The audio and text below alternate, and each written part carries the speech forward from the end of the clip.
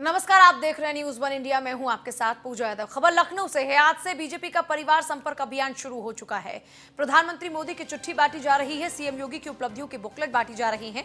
BJP प्रदेश अध्यक्ष स्वतंत्र देव सिंह ने खुद लखनऊ से संपर्क अभियान का शुभारंभ किया और इस दौरान में लोगों को उन्होंने खुद पीएम मोदी की चिट्ठी और सीएम योगी की उपलब्धियों की वो बुकलेट लोगों को सौंपी। बीजेपी प्रदेश अध्यक्ष स्वतंत्र देव सिंह ने कई महिलाओं के पैर भी छुए, उनका आशीर्वाद भी लिया। यह तस्वीरें आप देख रहे हैं जिस दौरान में परिवार जनसंपर्क अभियान का आगाज हुआ। उस दौरान में खुद स्वतंत्र देव सिंह ने जनता के बीच जाकर जनता के समक्ष सरकार की उपलब्धियां बताई। प्रधानमंत्री मोदी की चिट्ठी और सीएम योगी के किए गए कार्यों की बुकलेट लोगों को दी और कई महिलाओं के पैर छूकर इस दौरान में आशीर्वाद भी उन्होंने लिया।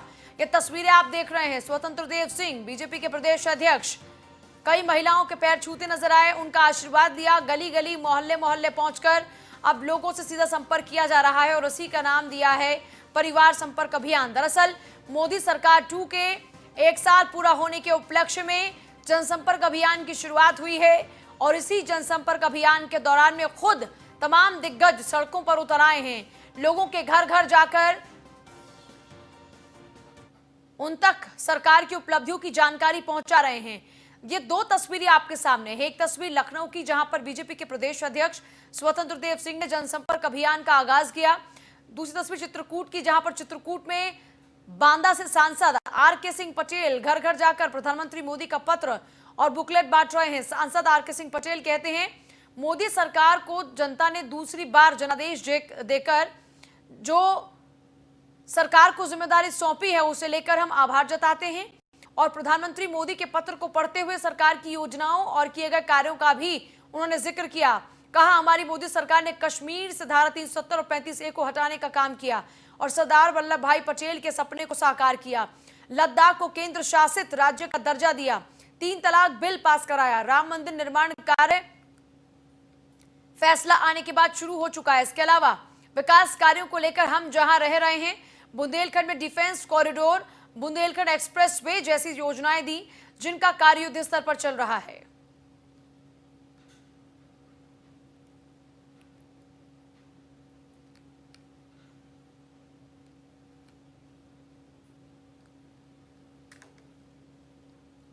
नष्ट नाबूद करके उनके मंसूबों पर पानी फेरा है।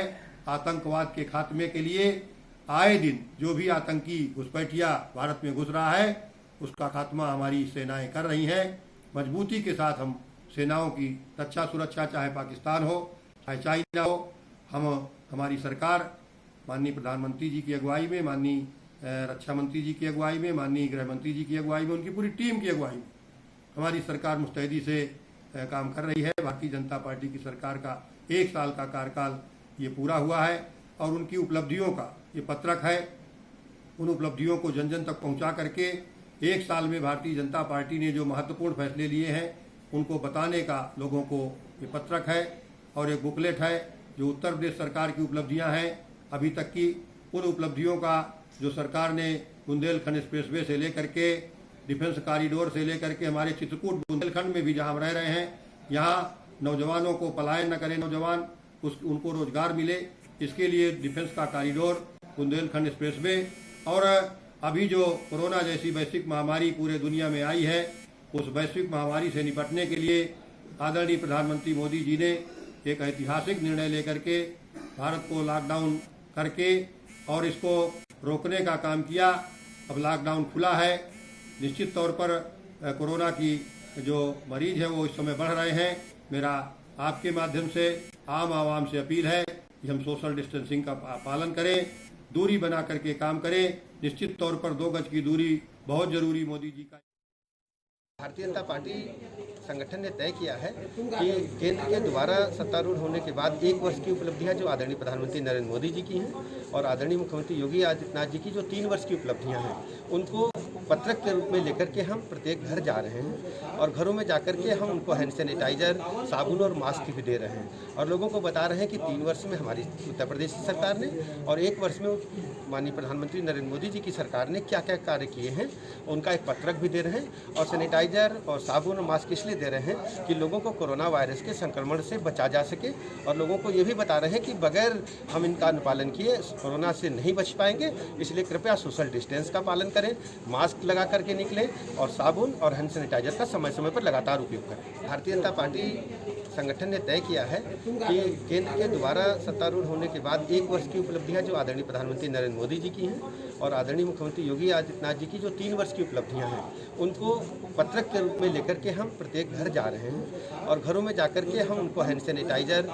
साबुन और मास्क भी दे रहे हैं और लोगों को बता रहे हैं कि 3 वर्ष में हमारी उत्तर प्रदेश की सरकार ने और 1 वर्ष में माननीय प्रधानमंत्री नरेंद्र मोदी जी की सरकार ने क्या क्या कार्य किए हैं, उनका एक पत्रक भी दे रहे हैं। और सैनिटाइजर और साबुन और मास्क इसलिए दे रहे हैं कि लोगों को कोरोना वायरस के संक्रमण से बचा जा सके और लोगों को ये भी बता रहे हैं कि बगैर हम इनका अनुपालन किए कोरोना से नहीं बच पाएंगे, इसलिए कृपया सोशल डिस्टेंस का पालन करें, मास्क लगा करके निकलें और साबुन और हैंड सैनिटाइजर का समय समय पर लगातार उपयोग करें। भारतीय जनता पार्टी संगठन ने तय किया है कि केंद्र के दोबारा सत्ता उत्तर प्रदेश में कोरोना मरीजों की संख्या 11,610 के पार हो चुकी है। केजीएमयू की रिपोर्ट में 81 नए मरीजों में कोरोना की पुष्टि हो चुकी है। उत्तर प्रदेश में 6,971 मरीज ठीक हो चुके हैं। 321 से ज्यादा लोगों की मौत उत्तर प्रदेश में जा चुकी है। संगम नगरी में कोरोना से 5वीं मौत हुई। प्रयागराज 27 साल के युवक की कोरोना से मौत हुई। मुजफ्फरनगर में आज 6 मरीज ठीक हो गए और अब तक इलाज से 74 मरीज मुजफ्फरनगर में ठीक हो चुके हैं।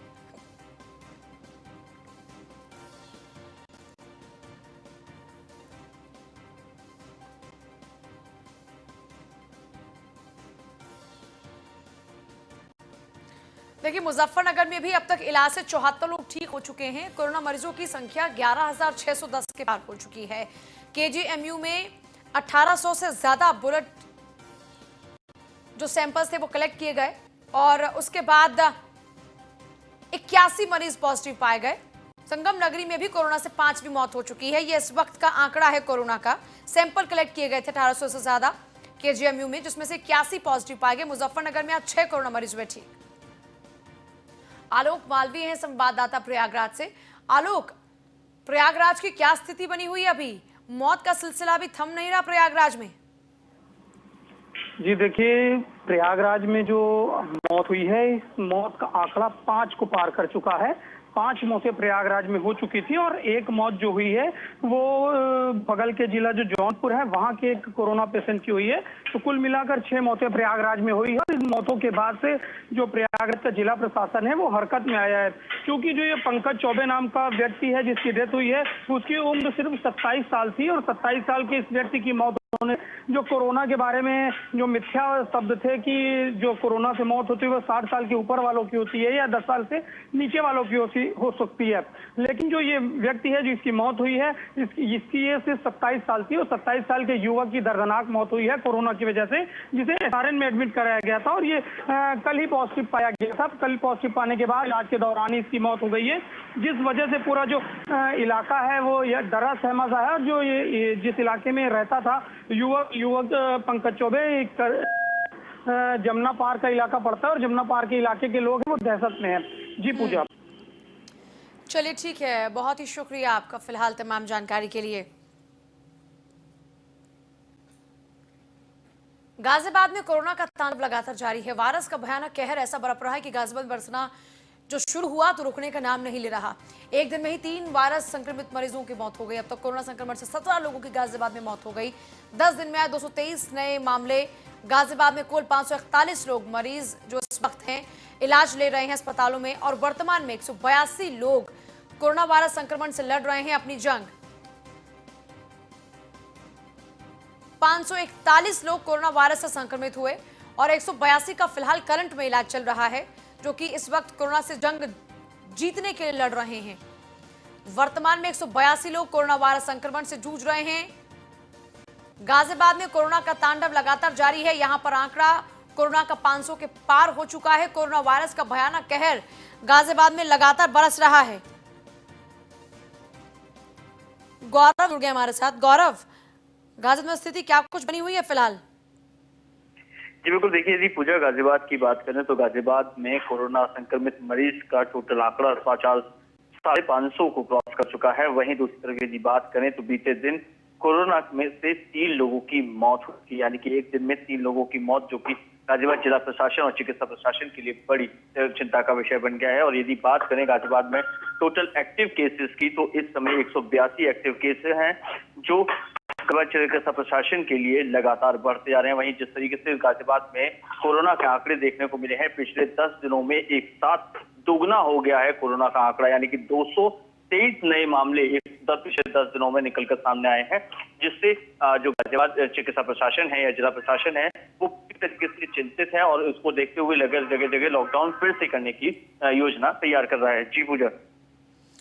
अच्छा गौरव, क्योंकि गाजियाबाद में हम देख रहे हैं हर दिन कुछ नए आंकड़े सामने आते हैं, और अभी तो इससे पिछले दिनों हमने देखा कि गाजियाबाद प्रशासन बहुत ही सख्त भी था, लेकिन फिर ऐसी क्या वजह है कि यहाँ पर भी लगातार तेजी से आंकड़ों में इजाफा हो रहा है? क्या कम्युनिटी स्प्रेड की ओर है गाजियाबाद? जी बिल्कुल, देखिए पूजा, गाजियाबाद में यदि बात करें तो पिछले दिनों काफी ज्यादा लॉकडाउन हुआ, बॉर्डर सील किया गया, लेकिन उसके बावजूद गाजियाबाद का काफी ऐसा हिस्सा है जो दिल्ली से कुछ गलियां गाजियाबाद में और कुछ गलियां दिल्ली में खुलती हैं, जिसकी वजह से काफी लोग बॉर्डर को क्रॉस करके दिल्ली से गाजियाबाद में भी आए हैं। बड़ी संख्या में पलायन भी हुआ है इस दौरान। इसकी वजह से जो लोग हैं काफी ज्यादा इन्फेक्टेड हुए हैं और उसी का खामियाजा गाजियाबाद को भुगतना पड़ रहा है, जो लगातार गाजियाबाद में एक के बाद एक आंकड़े निकल के आ रहे हैं। पिछले यदि 10 दिन की बात करें, जिस बीच में पलायन हुआ है, उसके बाद के आंकड़ों की बात करें तो लगातार कभी 10, कभी 20, कभी 40, कभी 50 इस तरीके से पॉजिटिव केस आए हैं। लगभग 10 दिन में 223 नए मामले संक्रमित लोग सामने आए हैं, यानी कि गाजियाबाद में, और जिसकी वजह से डेथ रेशियो भी बढ़ा है। गाजियाबाद में टोटल डेथों की बात करें तो 17 मौतें हुई हैं कोरोना से। तो कहीं ना कहीं गाजियाबाद लगातार कम्युनिटी स्प्रेड की तरफ बढ़ा हुआ है और गाजियाबाद में भयावह स्थिति ना हो जाए, इसकी चिंता के चलते गाजियाबाद जिला प्रशासन और चिकित्सा प्रशासन लगातार बैठकें कर रहा है। जी चले, बहुत शुक्रिया। जिला प्रशासन लगातार बैठकें कर रहा है, लेकिन ये बैठकें कितना नतीजेदार रही हैं ये फिलहाल आप देख पा रहे हैं। प्रयास तमाम किए जा रहे, लेकिन उस सबके बावजूद भी गाजियाबाद में लगातार आंकड़ों में इजाफा हो रहा है। 541 आंकड़ा इस वक्त हो चुका है संक्रमण का। 182 लोग इस वक्त जंग लड़ रहे हैं कोरोना से। कानपुर में कोरोना वायरस का कहर लगातार जारी है। गाजियाबाद के अलावा देखिए कानपुर भी प्रभावित है। वायरस की चपेट में 50 नए संक्रमित इस वक्त आ चुके हैं। 3 की मौत कानपुर में हो चुकी है। शहर में वायरस की चपेट में कुल मरीजों की संख्या 609। पिछले 2 दिनों में ही 6 मौत हो चुकी हैं और स्वास्थ्य विभाग में इस वक्त इन्हीं 6 मौतों से 2 दिन के अंदर जो 6 मौत हुई हैं, हड़कंप मच चुका है। कानपुर में कोरोना से अब तक मरने वालों की तादाद 23 हो चुकी है। कानपुर में कोरोना के एक्टिव केस हैं 244। 609 कोरोना के केसेस इस वक्त हो चुके हैं। 244 एक्टिव केस हैं। 23 लोगों की मौत अब तक हो चुकी है कानपुर में। 2 दिन के भीतर 6 मौत अपने आप में लोगों के लिए परेशानी बढ़ा देने वाला आंकड़ा है। वायरस की चपेट में 50 नए और मरीज सामने आए हैं और इसी के साथ कुल मरीजों की संख्या 609 हो गई है।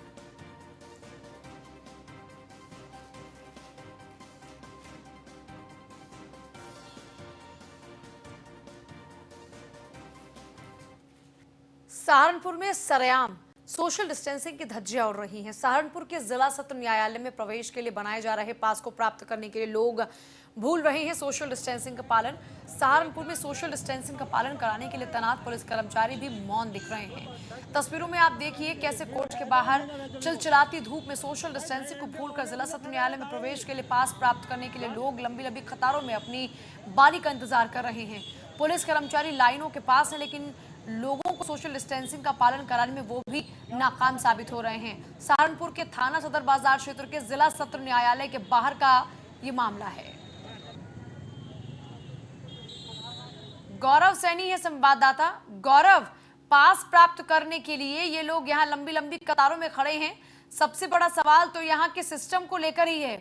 लोगों को ना सोशल डिस्टेंसिंग का पालन करा पा रहे हैं और ना ही इस भीड़ को यहाँ से जल्दी कम कर पा रहे हैं। जी बिल्कुल, देखिए मैं आपको बताना चाहूंगा कि सबसे पहली बात तो है कि पुलिस सोशल डिस्टेंसिंग की बहुत बड़ी बड़ी बातें करती है, लेकिन ये पूरा मामला थाना सदर बाजार क्षेत्र के कोर्ट रोड का है, जिसमें कि न्यायालय के अंदर प्रवेश के लिए लोग बाग पास बनवा रहे हैं। आप तस्वीरों में साफ साफ देख सकते हैं किस तरीके से लोग बाग एक दूसरे से चिपके हुए खड़े हैं। बिल्कुल भी सोशल डिस्टेंसिंग का कहीं से कहीं तक पालन नहीं किया जा रहा है। दूसरी ओर देखा जाए तो पुलिस वाले भी उनके साथ हैं और वे लोग भी बिल्कुल पूरे तरीके से मौन खड़े हैं। तो सबसे बड़ी बात है कि पुलिस के सामने ही सोशल डिस्टेंसिंग की धज्जियां उड़ाई जा रही है और पुलिस बिल्कुल मौन खड़ी है। तो एक बहुत बड़ा सवाल अपने आप में खड़ा होता है। वैसे तो कोविड-19 को लेकर बहुत बड़ी बातें पुलिस कर रही है, लेकिन उन बातों पर अमल कहीं से कहीं तक नहीं किया जा रहा है। अच्छा, ये पूरी खबर क्योंकि न्यूज़ वन इंडिया लगातार दिखा रहा है, इसके बाद अभी तक कोई भी कान पर जू रेंगी हो, कोई अभी तक प्रयास शुरू हुआ हो? क्योंकि देखिए ये लोग भी बिल्कुल, जरूरतमंद है देखिए, जो मैं इस आपको वक्त बताना बाहर चाहूंगा खड़े कि- हैं, लेकिन यहाँ पर एक सिस्टम बेहतर डेवलप होना चाहिए था। जी बिल्कुल, देखिए कहीं ना कहीं देखा जाए तो आप तस्वीरों में साफ देख सकते हैं पुलिस वाले खुद ही सोशल डिस्टेंसिंग की धज्जियां उड़वाते हुए दिख रहे हैं, क्योंकि तो पुलिस वालों के सामने ही किस तरीके से लंबी लंबी कतारें लगी हुई हैं, सोशल डिस्टेंसिंग की धज्जियां उड़ाई जा रही है। दूसरे देखा जाए तो कई बुजुर्ग लोग भी हैं जिनका ये कहना है कि हम चिलचिलाती हुई धूम में खड़े हैं, लेकिन वे लोग भी सोशल डिस्टेंसिंग का कहीं से कहीं तक पालन नहीं कर रहे हैं, एक दूसरे से सटे हुए खड़े हैं। दूसरे पुलिस की बात की जाए तो पुलिस कहती है कि हम जल्द ही इस मामले में भी कार्रवाई करेंगे। चलिए, शुक्रिया आपका।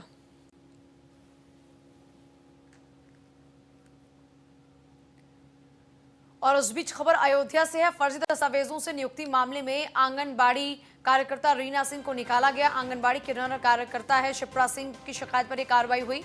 अपने को विधवा दिखाकर रीना आंगनबाड़ी में काम करती। डीएम के संज्ञान में मामला आने के बाद बाल विकास सेवा पुष्टाहार निदेशालय से कार्रवाई हुई है। गोंडा की अनामिका की तर्ज पर ही अयोध्या में फर्जी दस्तावेजों के आधार पर नौकरी का ये पूरा मामला है। फर्क इतना है कि अनामिका खुद बेरोजगार, लेकिन यहाँ पर ये महिला लगातार आंगनबाड़ी में काम भी कर रही थी और पैसे भी कमा रही थी।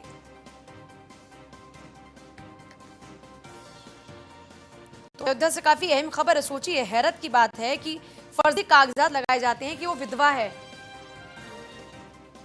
खुद को विधवा दिखाकर रीना सिंह आंगनबाड़ी में काम कर रही थी।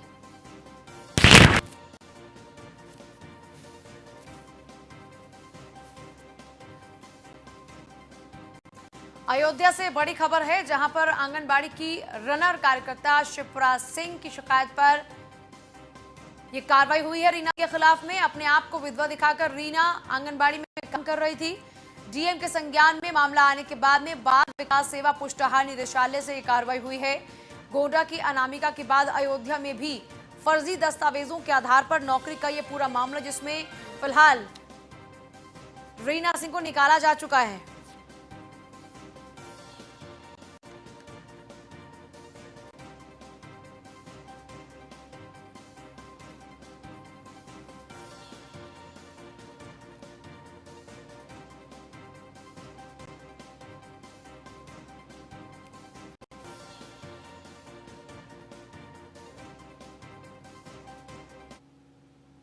खबर मथुरा से है, जहां गरीबों को मिलने वाले चावल की कालाबाजारी कर रहे हैं राशन माफिया।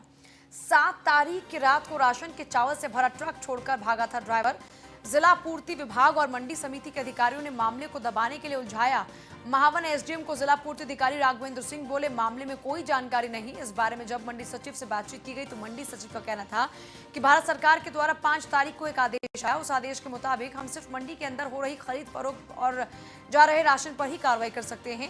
मंडी सीमा के बाहर हमारा कोई अधिकार नहीं कार्रवाई करने का मंडी सचिव ने एसडीएम महावन को भी लिखित में पत्र के माध्यम से अवगत करा दिया है। 10 दिन पहले मथुरा के गोविंद नगर थाना क्षेत्र के अंतर्गत एक पिकअप गाड़ी में 20 राशन के चावल के कट्टे पकड़े गए थे। जिला पूर्ति विभाग के द्वारा उसमें एफआईआर दर्ज कराई गई थी, लेकिन मामले में जिला पूर्ति विभाग के द्वारा लापरवाही बरती जा रही, क्योंकि मामला बहुत बड़ा है, इसलिए इसको दबाने की भी कोशिश की जा रही है। देखिए, ट्रक में 640 बोरे चावल के पाए गए, जिसका वजन था 320 क्विंटल। महावन एसडीएम जग प्रवेश ने पत्र जारी कर जिला पूर्ति विभाग को कार्रवाई करने को कहा है। साथ ही साथ वाणिज्य कर विभाग को भी पत्र जारी कार्रवाई करने के लिए कहा है। सबसे बड़ा सवाल इस बात का ये है कि जिला पूर्ति विभाग के द्वारा राशन के चावल के 20 कट्टों पर तो एफआईआर दर्ज हो जाती है, लेकिन 640 गरीबों को मिलने वाले चावल के कट्टों पर कार्रवाई करने में देरी क्यों? एसडीएम महावन जग प्रवेश का कहना है कि कार्रवाई जरूर होगी और एफआईआर भी दर्ज होगी, लेकिन कब? 320 क्विंटल अनाज जो गरीबों का है, उनके हक का है, उसको काला बाजारी के लिए ले जाया जा रहा था। एक्सक्लूसिवली ये तस्वीरें हम आपको दिखा रहे हैं। गरीबों को मिलने वाले चावल की कालाबाजारी कर रहा है राशन माफिया। ये कोई पहली दफा नहीं है, लेकिन ऐसी संकट की घड़ी में भी कुछ लोग अपनी जेबें भरने के लिए लोगों को चूना लगा रहे हैं। लोगों के हक का चावल खुद डकार जाना चाहते हैं।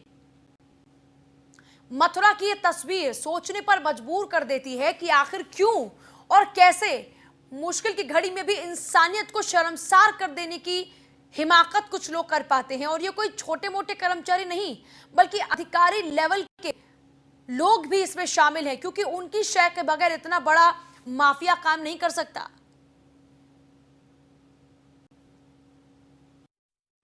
एक्चुअल में जो राशन की गाड़ी के बारे में आप पूछ रहे थे जी, वो गाड़ी सिविल सप्लाई जो डीएसओ साहब हैं जी जी उनके स्टाफ द्वारा मंडी समिति राया में खड़ी कर दी गई है जी जी।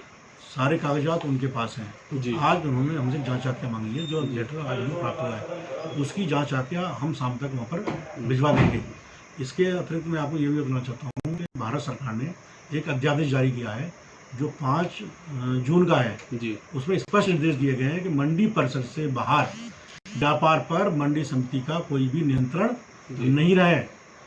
जो भी बाहर व्यापार करेगा उसको मंडी शुल्क से छूट रहेगी जी। केवल उसके पास पैन नंबर होना चाहिए, वो अपना व्यापार कारोबार कर सकता है। महेश जुड़ गए मेरे सहयोगी मथुरा से। महेश, जरा विस्तार से पूरे मामले की जानकारी चाहेंगे।